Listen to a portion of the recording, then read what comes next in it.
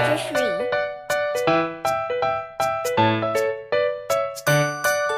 Hello everyone, welcome to Kids Phonics class. In today's video, I will teach you Jolly Phonics Y sound.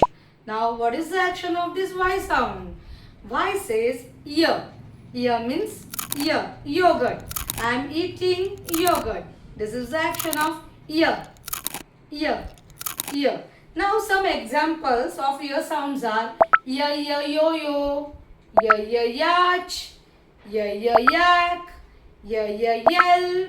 These are the some examples of ear sound. Now let's learn some few words which is having this ear sound.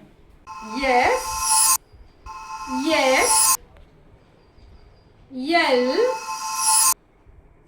yuck, yang, yong.